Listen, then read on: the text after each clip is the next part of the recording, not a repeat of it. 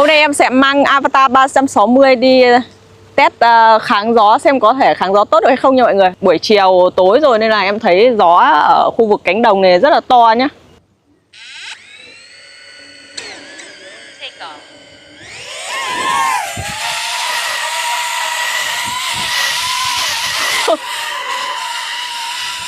Gió bay cả đầu.